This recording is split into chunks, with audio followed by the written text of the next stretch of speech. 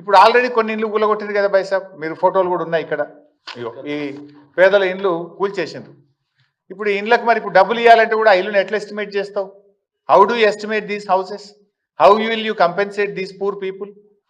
వీళ్ళకి ఎవరు బాధ్యత? ఇప్పుడు మూసీలో కూడా చూసిండ్రు బై సాబ్, ఇప్పుడు సన్నాయి నొక్కులు నొక్కుతున్నారు మళ్ళా ఏమని, లేలే అనుమతులు ఇప్పుడు ఇండ్లు కూల్చాం, ఇక కొత్తవి మాత్రమే కఠనీయం అంటుండ్రు. మరి కూల్చిన సంగతి ఏంది చెప్పాలి కదా హైడ్రా కమిషనర్, చెప్పాలి కదా ముఖ్యమంత్రి.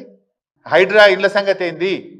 నాకు ఇంటికి అన్ని అనుమతులు ఉన్నాయి అని కుయ్యో మొర్రో అని మొత్తుకున్నా, కాళ్ళ మీద పడి వేడుకున్నా, రోడ్డు మీద పడి గిలగిల కొట్టుకున్నా, కనికరం లేకుండా పేదల ఇండ్లు కూల్చిండ్రు కదా హైడ్రా పేరిట.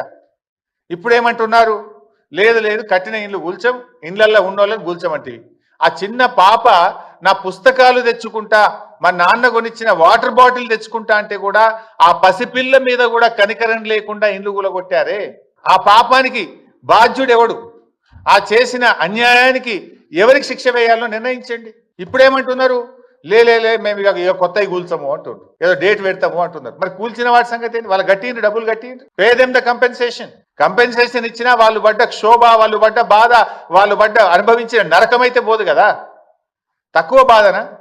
వర్షం పడుతుంటే నడి రోడ్డు మీద పడేసిండ్రు, పిల్లల పుస్తకాలతో సహా బట్టలతో సహా కట్టు బట్టలతో ఇళ్ళకి వెళ్ళి బయటకు వెళ్ళగొట్టి గోసపుచ్చుకున్నారు కదా.